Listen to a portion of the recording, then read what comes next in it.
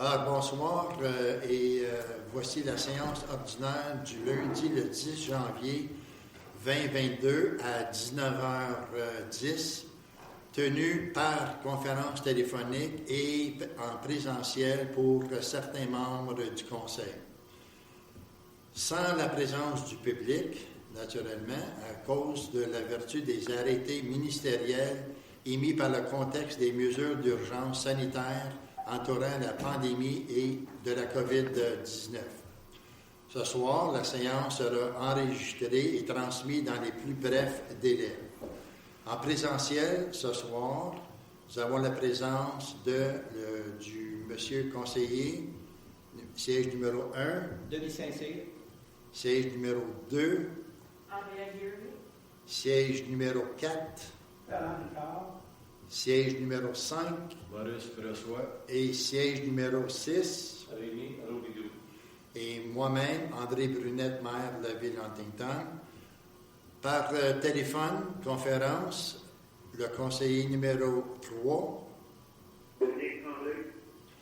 Également en conférence téléphonique, la directrice générale de la ville de Huntington. Merci. Et également en présentiel, la greffière, Madame Denise Janot. Alors, merci. L'ouverture de l'Assemblée et vérification du quorum, je dois, en fin de compte, lire l'ordre du jour au complet. B, l'adoption de l'ordre du jour. C, annonce des dépôts des documents. C1, rapport sur la situation financière au 31 décembre 2021. 2, dépôt de la liste des dépenses autorisées en décembre 2021. 3, rapport de la situation financière d'investissement au 31 décembre 2021. 4, dépôt de la liste des dépenses d'investissement autorisées en décembre 2021. Période de questions du maire au point D. Point F, période de questions du public. Point 10, adoption des procès-verbaux. Au 10.1, le procès-verbal de la séance ordinaire du 6 décembre 2021. Point 20, contrat et entente. 20.1, autorisation octroi de contrat Tetra-Tech, les plans et devis et documents d'appel d'offres pour les travaux de réaménagement de la rue d'Alousie entre la voie ferrée et le chemin Ridge. 20.2, autorisation des honoraires supplémentaires, contrat de service professionnel à la firme Tetra-Tech pour la surveillance des travaux de prolongement des réseaux d'égouts et d'aqueducs du Faubourg du Haut-Saint-Laurent. Point 30, administration et finances. À 30.1, l'autorisation, demande de subvention, programme d'emploi d'été Canada 2022.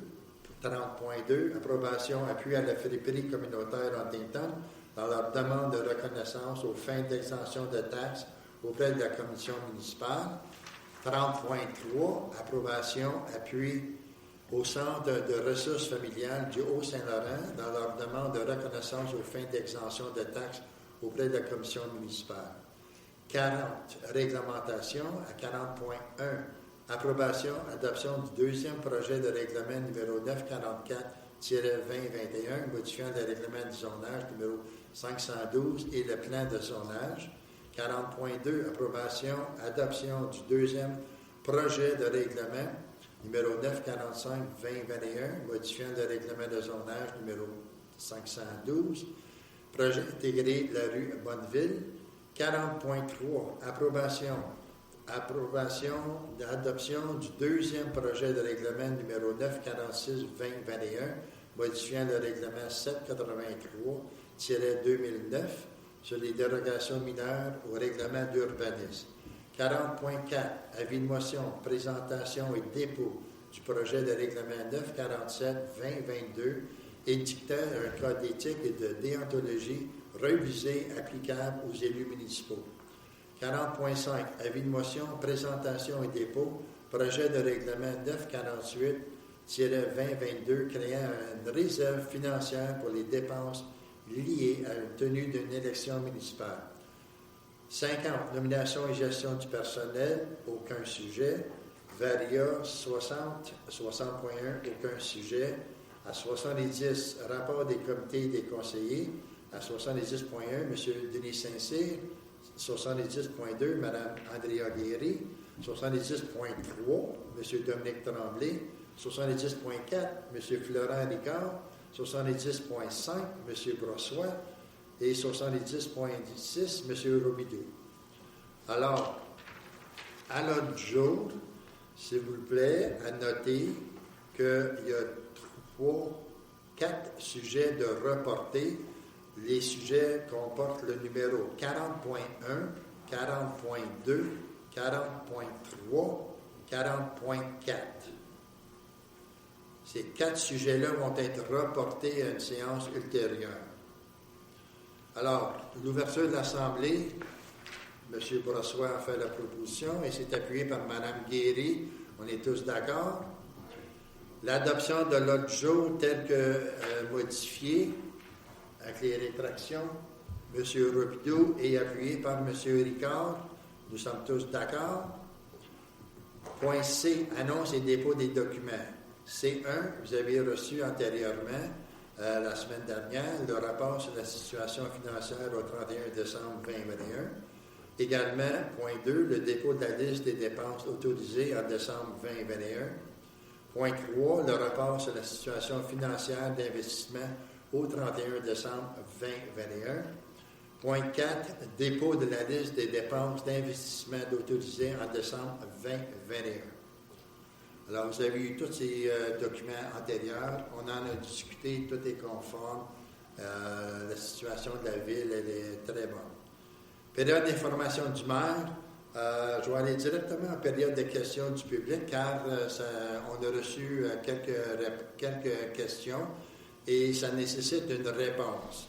Alors, je vais commencer avec des questions de citoyens, en fin de compte, de citoyens de la ville d'Huntington, des citoyens de l'extérieur de la ville également. Alors, la première question que je vais lire parvient de Mme Joanne Ouimet, qui a été reçue à l'Hôtel de Ville le 9 janvier 2022 à 21h. La question est pourquoi que vous, le Conseil, avez décidé de terminer le bail de la friperie. Alors, la réponse. Le Conseil municipal de la ville de Huntington a pris la décision de ne pas renouveler le bail de la friperie pour 3 raisons. Les dites raisons ont été expliquées dans un communiqué publié le 30 décembre 2021 sur lequel a été lu et déposé à la présente séance. Alors, je vais commencer à lire une deuxième fois le communiqué qui a été envoyé sur les sociaux médias. Alors, le communiqué non-renouvellement du bail de la friperie de Huntington. Lors de la séance ordinaire du 15 novembre dernier, le conseil municipal de la ville de Huntington a pris la décision de ne pas renouveler le contrat de bail intervenu entre la friperie communautaire et la ville de Huntington pour la location d'un local dans son immeuble industriel du 4 rue Lorne. En tant que membre d'une organisation publique, le conseil municipal de la ville d'Huntington se doit d'adopter une conduite intègre et responsable dans sa prise de décision et dans l'entente de sa mission, et ce, dans l'intérêt du public. L'un des aspects importants de sa mission est de faire et de permettre une utilisation sécuritaire des biens appartenant à la municipalité. C'est donc, à titre de gardien des biens publics, que le conseil municipal a été informé de la situation problématique occasionnée par l'entreposage inadéquat et excessif d'objets dans le local occupé par la friperie communautaire. Ce qui fut au début d'un problème mineur est devenu au fil des ans une situation incontrôlable. Au cours des dernières années, des visites de prévention ont permis à notre département de la sécurité d'incendie de constater que plusieurs irrégularités dans la partie arrière du local de la friperie communautaire. Parmi ces irrégularités, nous parlons de sorties bloquées empêchant les personnes de s'échapper en cas d'urgence, d'obstruction complète du système de protection d'incendie intérieur, branchement électrique inadéquat et dangereux, quantité excessive de biens représentant un espace sérieux pour les équipements d'intervention d'urgence, et une complexité pour les pompiers à retrouver les occupants dans ce labyrinthe, ce qui représentait un risque que ceux-ci soient pris au piège. Évacuation difficile causée par la quantité importante de fumée et de feu qui serait générée et qui empêcherait l'évacuation des occupants ainsi que ceux des propriétés voisines. Risque élevé pour le bâtiment de la municipalité et pour les biens des autres locataires, etc. La Ville a un droit de s'abstendre et ce, que les occupants de ces immeubles fassent preuve de prévoyance et de prudence à l'égard des risques d'incendie. C'est le devoir de tous et chacun de respecter les lois. Les règlements et les normes en vigueur à l'égard des risques d'incendie. L'administration de la friperie communautaire a été usée à plusieurs reprises de corriger la situation, mais malheureusement, aucune action sérieuse n'a été entreprise. Notre demande de réduire leur inventaire est restée lettre morte. Comme tout et chacun, la Ville a des responsabilités et des obligations envers sa compagnie d'assurance. En cas d'incendie, qui serait responsable? La Ville pour ne pas avoir agi avec diligence ou la friperie communautaire? Qui serait poursuivi? La Ville ou l'organisme à but non lucratif? Nous comprenons ici que nous parlons de la Ville, nous parlons des citoyens de Huntingdon et soyez assurés que les compagnies d'assurance des autres locataires s'en donneraient à cœur joie pour faire reconnaître la responsabilité de la Ville pour les dommages causés aux biens et aux entreprises de leurs clients. Au regard de cette situation, nous avons également une réalité à laquelle est confronté un autre organisme communautaire, la bouffe additionnelle. Depuis quelques mois, la bouffe additionnelle constate une forte augmentation de la demande pour ses services. L'achalandage auprès de l'organisme a augmenté avec l'arrivée de demandeurs qui, à ce jour, n'avaient jamais eu recours au service de la banque alimentaire. On peut comprendre que cette forte demande est directement liée à la hausse des prix de produits de première nécessité au cours des derniers mois. Plus de demande nécessite plus d'espace. Les locaux fournis actuellement par la municipalité sont désormais trop petits pour les besoins de l'organisme. La Ville doit donc trouver une solution. Comme le dit le proverbe Jamais 203, le conseil municipal apprend que Service Québec, anciennement le Centre local d'emploi, entend fermer ses portes et relocaliser son personnel à Valleyfield. La Ville se mobilise et entreprend une campagne afin de convaincre Service Québec de maintenir ses services à Huntingdon. Après plusieurs mois de discussion, une entente prend forme. Service Québec pourrait continuer à offrir ses services à Huntingdon, mais uniquement par le biais d'un partenaire avec la Ville de Huntingdon. Et pour ce faire, la Ville doit les recevoir dans l'un de ses immeubles. Nous sommes donc face à un dilemme. Il s'agit d'un moment où les valeurs et les principes d'un conseil municipal entrent en opposition et rendent les décisions difficiles.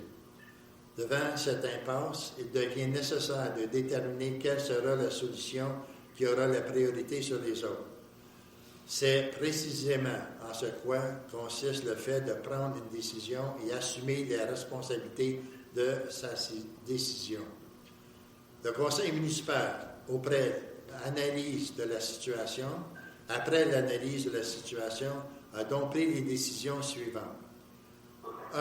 Protéger les biens de la municipalité et gérer de façon adéquate les risques financiers qui pourraient causer un incendie en ne renouvelant pas le bail de la friperie communautaire qui vient en échéance le 31 mars 2022.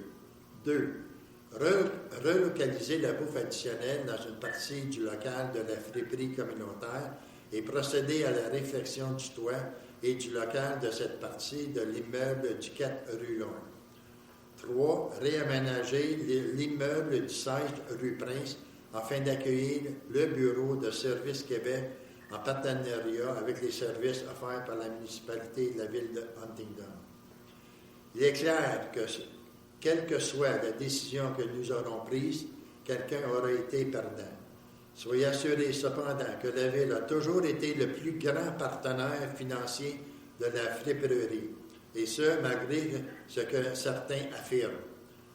Pendant 12 ans, la Ville de Huntington a contribué au financement de cet organisme en leur fournissant un local de près de 10 000 pieds carrés, en contrepartie, un montant forfaitaire annuel de 10 700 $. Ce montant incluait tous les frais de l'espace occupé, soit l'électricité, le chauffage, l'entretien, les assurances, le déneigement, le remboursement de la dette et les intérêts. Ce qui représente en fait une contribution annuelle de 49 700 $. Si vous multipliez ce montant par 12, vous constaterez que les citoyens d'Huntington ont fait leur part. On parle de pas loin de 800 000 $. Nous espérons que les citoyens d'Huntington comprendront le choix difficile auquel le conseil municipal a été confronté. Mais soyez assurés que cette décision a été prise dans l'intérêt public de notre municipalité. Alors, dans l'explication, j'ai nommé les 4 raisons pourquoi le conseil a pris cette décision-là. Également, Mme Ouimet demande est-ce que cette décision était unanime parmi le conseil? Alors, le conseil municipal, la réponse a été prise à l'unanimité de ne pas renouveler le bail de la friperie communautaire lors de la séance du conseil municipal du 15 novembre 2021. Également, nous avons reçu une autre question d'un citoyen, M. Pierre Poirier, qu'on a reçu le 10 de janvier 2022 à 11h33. La question est comment expliquer alors que cette entreprise soit toujours en opération? Comme nous l'avons mentionné précédemment, le conseil municipal a pris la décision de ne pas renouveler le contrat de bail de la friperie communautaire pour 3 raisons, dont l'une de ces raisons est en rapport au fait que le locataire ne respecte pas les normes et règlements à l'égard des risques d'incendie. La friperie a été avisée de dangers potentiels et aucune action n'a été entreprise afin de la corriger.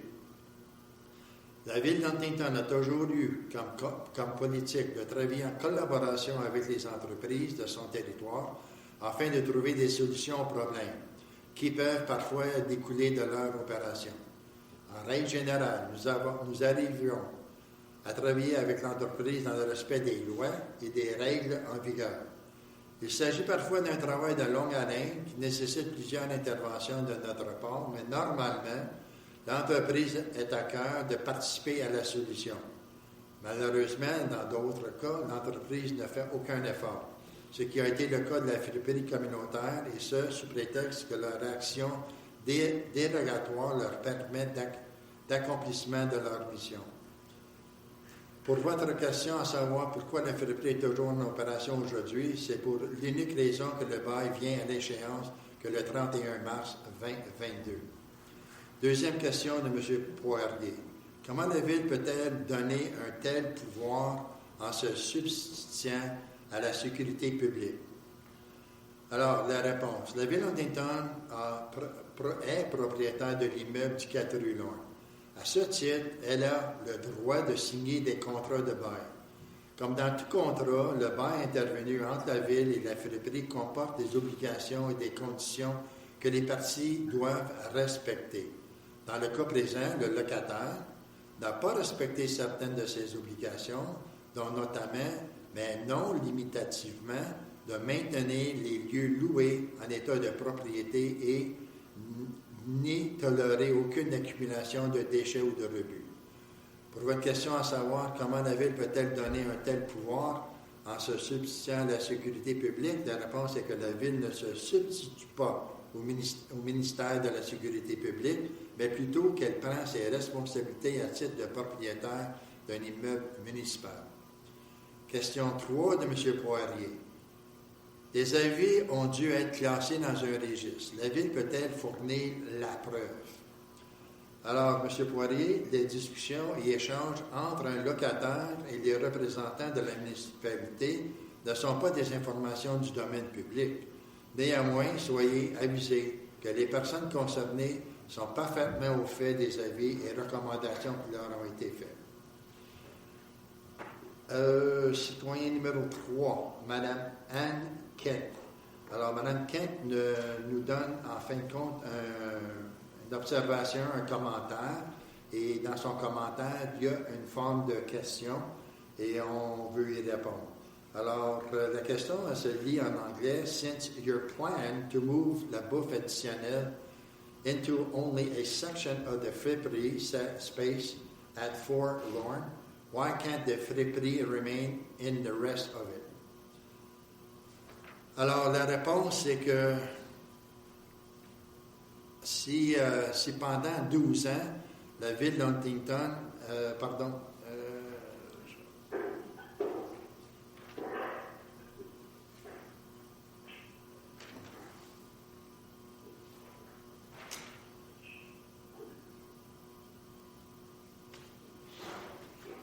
ça sera pas long, j'ai tellement de documents devant moi.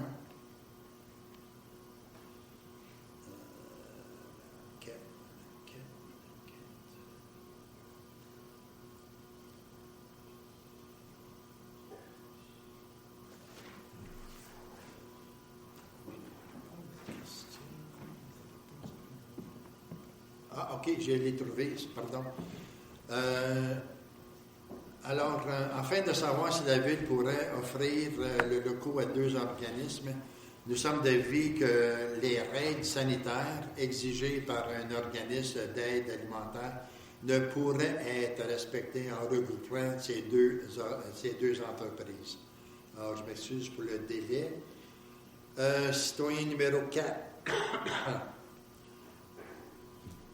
La question parvient de Mme Lorraine Lucier, qui est arrivée poser la question le 10 janvier 2022 à 14h51. Est-ce que des offres d'appel ont été faites pour les locaux de la bouffe additionnelle et de l'entreprise privée? Est-ce que la Ville devrait investir des montants pour réparer ou conformer les lieux? Le toit, par exemple, qui coule. Quelles sont les sommes qui devraient être investies par la Ville d'Huntington pour mettre en place ces 2 projets de location? Alors, merci Mme Lucier. Comme mentionné dans notre communiqué, la Ville doit effectivement effectuer des travaux de réfection. Les travaux des plus onéreux seront la réparation du toit. À cet effet, la Ville procédera au cours des prochains mois à un appel d'offres afin d'obtenir les soumissions et dans le respect des règles d'octroi de contrat dans le monde municipal. À savoir le montant des coûts des travaux qui auront à être réalisés, la Ville devrait attendre d'obtenir des soumissions avant de pouvoir fournir cette information. Néanmoins, par expérience, comme la Ville a déjà procédé une fois à ce type de travaux, nous sommes d'avis que nous pouvons estimer des travaux au coût d'environ 160 000 $. Citoyen numéro 5, Mme Guylaine Joannette, directrice générale de la friperie communautaire. Alors, voici les questions. Sur quel motif vous vous basez pour affirmer que la friperie exerce des activités d'éco-centre au lieu de leur mission de friperie? La réponse à la première question. En 2009, la Ville a signé un bail avec la friperie communautaire afin d'offrir à l'organisme un endroit pour exercer une entreprise de revente de vêtements usagés. Néanmoins, en 2018, nous avons constaté que l'organisme recevait de plus en plus des objets usagés.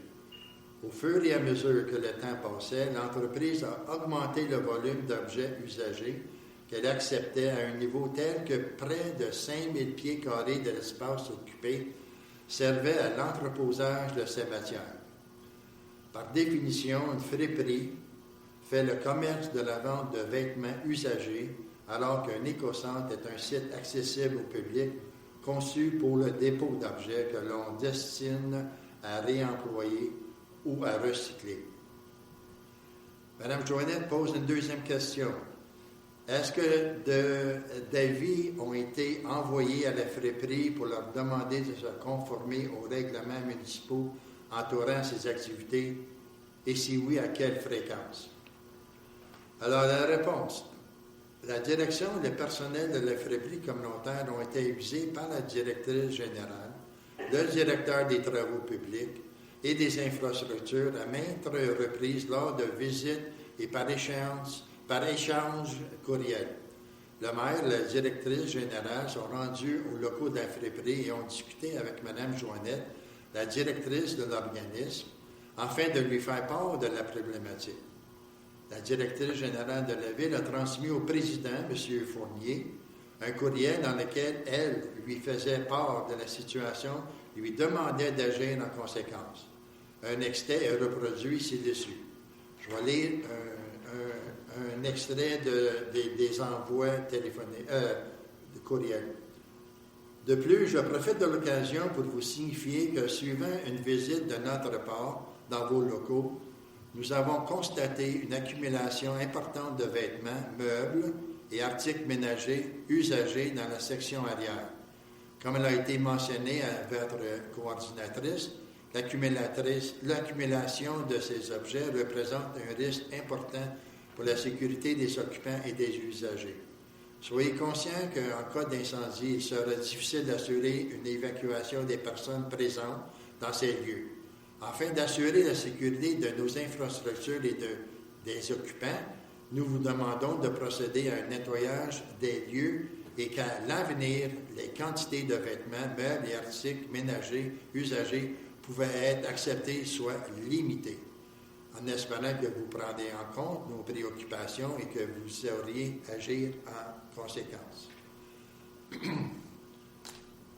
Une autre question de Mme Véronique Jaudoin, reçue le 9 de janvier, le 2022, à 7h58 le soir.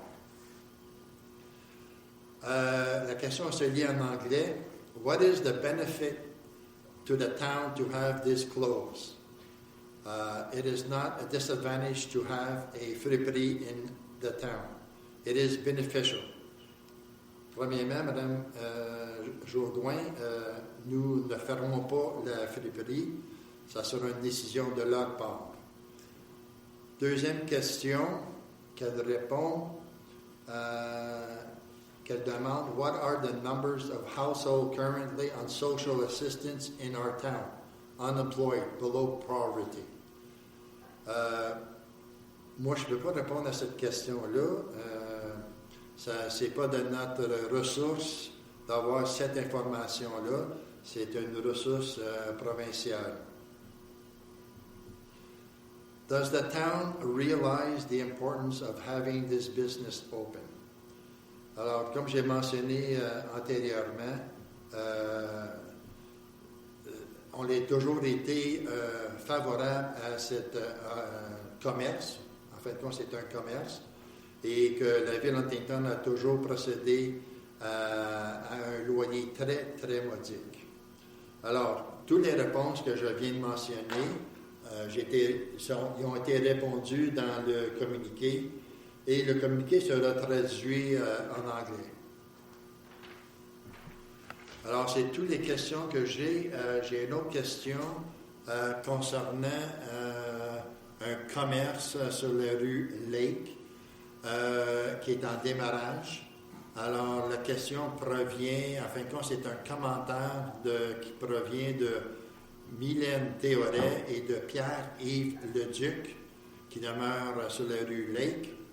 Ils s'interrogent sur le fait qu'il y a un nouveau commerce qui demeure, qui opère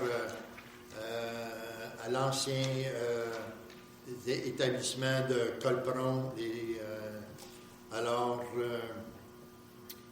comprenez que le dossier n'est pas terminé. n'est pas finalisé. Il y a des discussions encourues avec le propriétaire de l'emplacement du building. Il y a des discussions avec le locataire. Nous essayons de trouver un juste milieu concernant ça. Au fait que lors de la séance du Conseil de décembre 2021, nous avons mentionné qu'une enquête de voisinage a été faite afin d'obtenir un portrait global de la situation. Comme j'ai mentionné, des rencontres et des discussions ont lieu entre la ville, le propriétaire des lieux et l'occupant de l'emplacement. Une demande a été présentée au service de l'urbanisme et un rapport à cet effet sera présenté au conseil municipal. Alors, comme au mois de décembre, j'avais informé qu'il n'y avait aucune demande de permis ou de demande de changement de zonage n'a été déposée par le nouveau occupant. L'inspecteur de la ville a bien reçu des plaintes et a été convenu qu'un suivi auprès du propriétaire et des nouveaux occupants sera fait.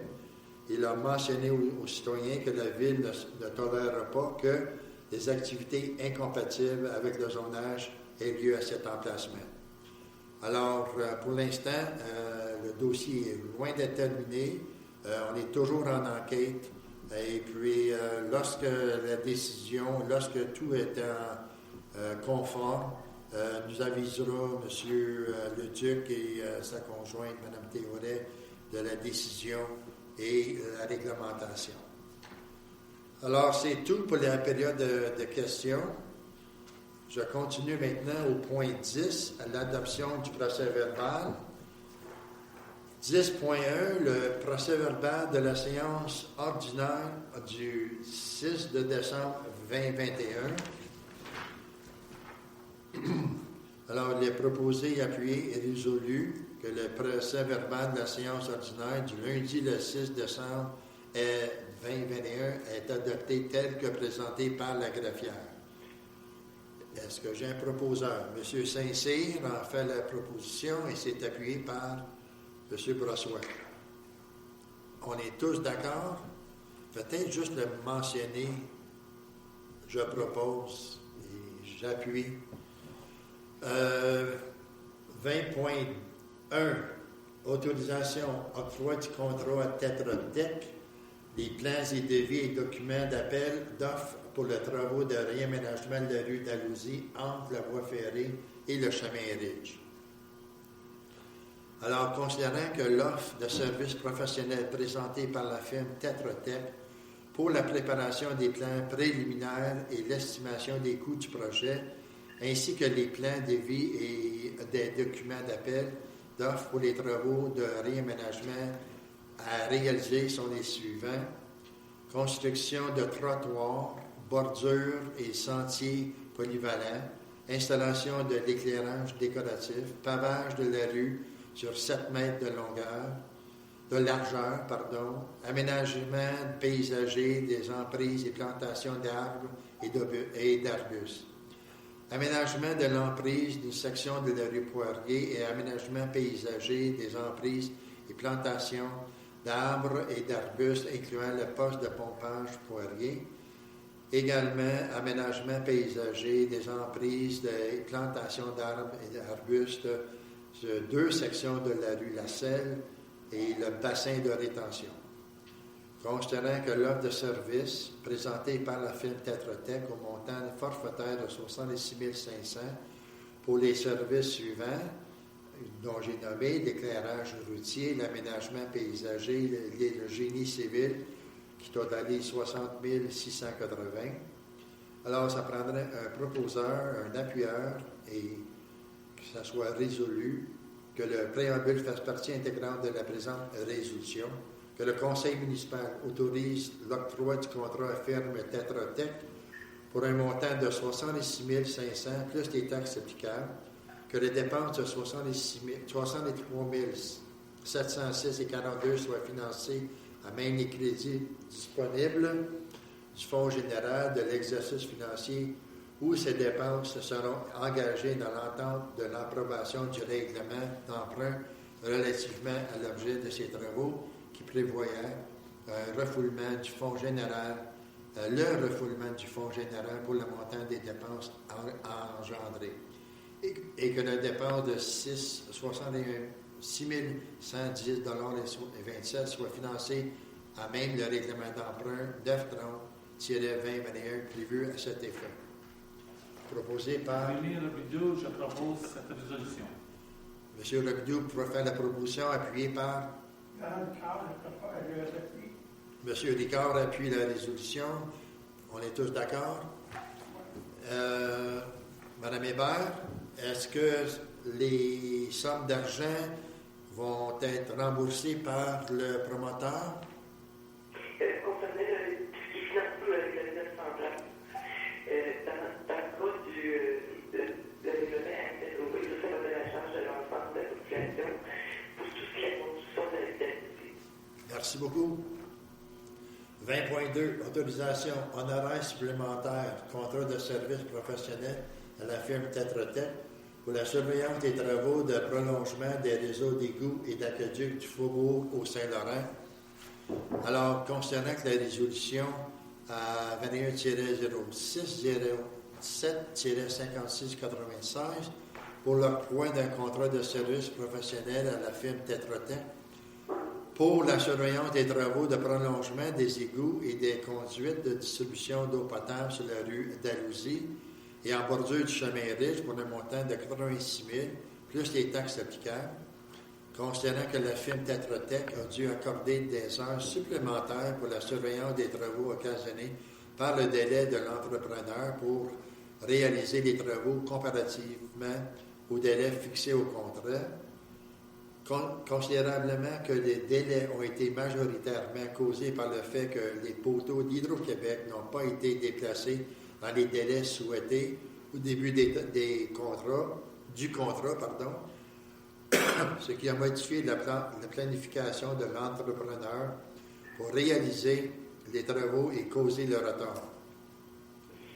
Considérant que la firme Tetra Tech demande des honoraires supplémentaires de 14 600 pour les taxes, plus les taxes applicables, il est proposé, appuyé et résolu que le préambule fasse partie intégrante de la présente résolution, que le conseil municipal autorise l'octroi du contrat à la firme Tetra Tech pour un montant de 14 600 $ plus les taxes applicables et que la dépense de 15 328,18 soit financée à même les crédits disponibles au règlement d'emprunt dont j'ai mentionné, le 930-2021.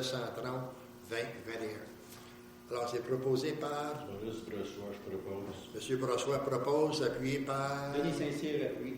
M. Saint-Cyr appuie. On est tous d'accord? Merci. Administration et finances, au point 30.1. Demande de subvention, programme d'emploi d'été Canada 2022. Alors, annuellement, on fait une demande pour avoir une subvention.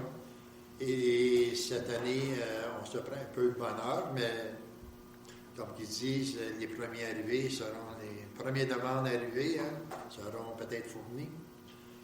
Le ministre de l'Emploi et du Développement social du Canada permet aux municipalités de déposer un projet dans le cadre du programme Emploi d'été Canada 2022, considérant que la subvention visée aux jeunes Canadiens âgés entre 15 et 30 ans, considérant que les emplois doivent être à temps plein d'une durée minimale de 6 semaines et d'un maximum de 16 semaines, entre le 25 avril 2022 et le 3 septembre 2022, et de 30 à 40 heures par semaine, considérant que la subvention permet pour l'année 2022 un remboursement de contributions salariales pouvant atteindre jusqu'à 50% du salaire honoraire minimum.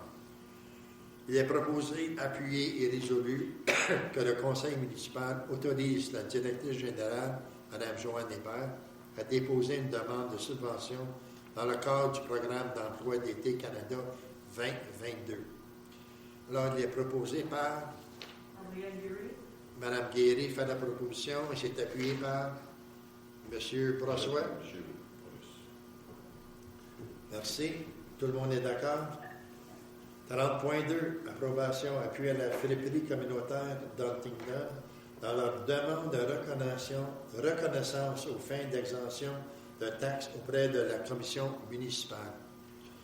Alors, considérant que la friperie communautaire Huntington a présenté une demande de reconnaissance aux fins d'exemption de toute taxe foncière auprès de la commission municipale du Québec pour l'immeuble qu'elle occupe au 4 rue Lorne, local 102 à Huntington, considérant que ces activités sont admissibles à cette reconnaissance, considérant que la ville d'Huntington met fin au bail de la friperie communautaire de Huntington en date du 31 mars 2022, selon la résolution numéro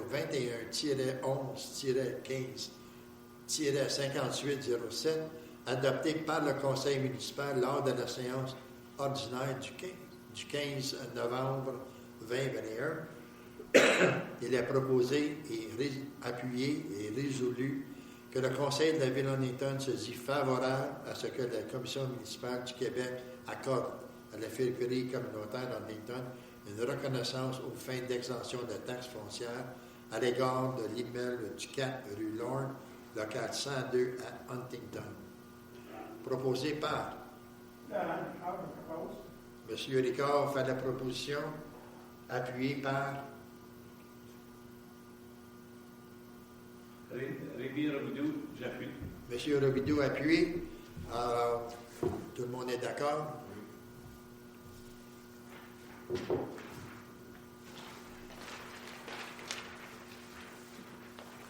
Approbation à 30.3, appui au Centre de ressources familiales du Haut-Saint-Laurent dans leur demande de reconnaissance aux fins d'exemption de taxes auprès de la commission municipale.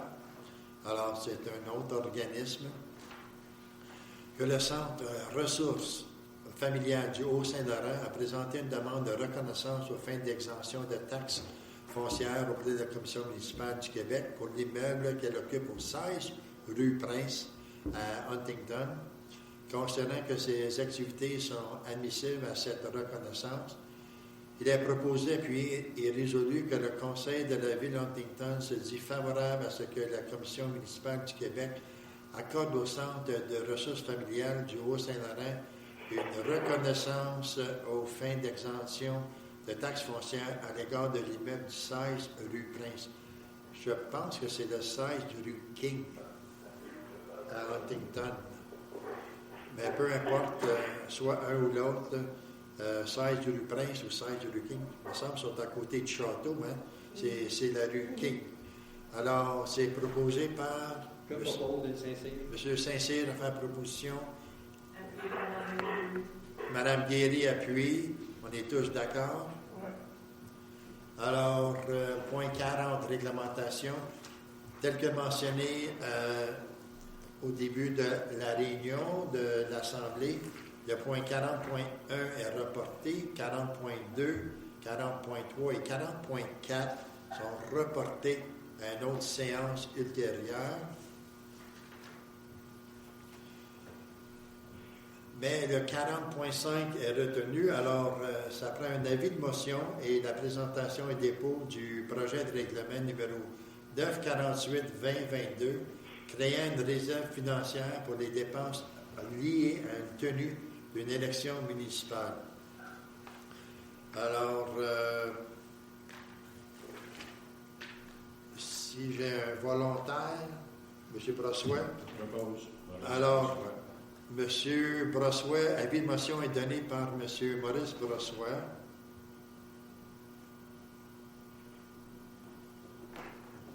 Selon laquelle le règlement numéro 948-2022 créant une réserve financière pour les dépenses liées à une tenue de l'élection municipale sera présenté pour adoption.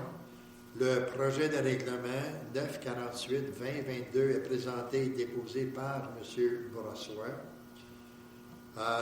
Présentation et sommaire du règlement, M. Brossois, est-ce que vous pouvez lire la présentation?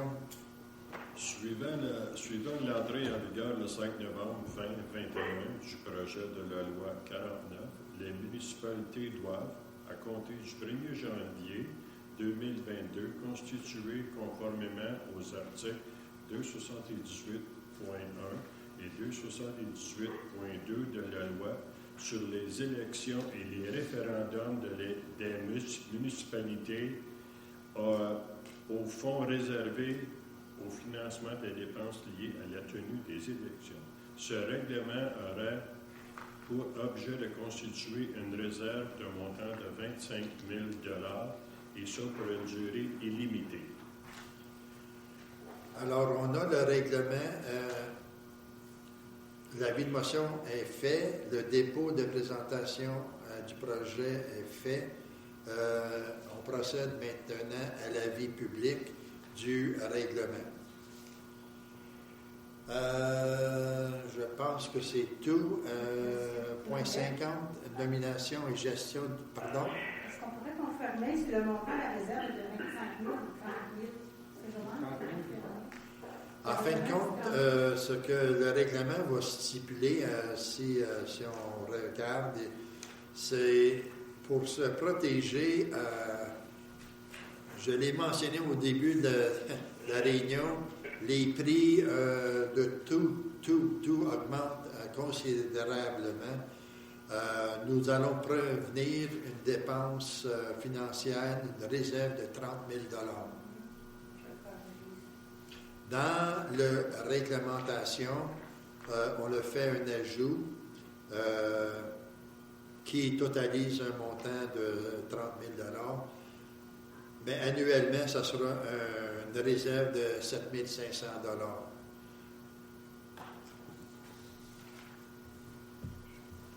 Je pense que c'est correct dans ce sens-là. OK. Point 50, nomination et gestion du personnel. Il y a 100 objets. Varia à 60, il y a 100 objets.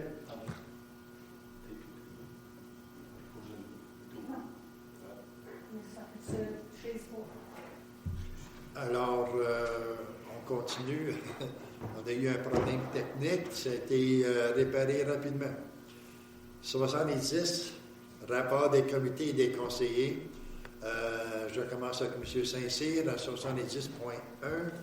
Commentaire ou... Au mois de décembre, nous avons eu une réunion avec l'Orchestre d'habitation. Nous étions supposés avoir des élections pour les officiers de l'organisme, mais il manquait trop de monde. Ça a été remis au mois de janvier.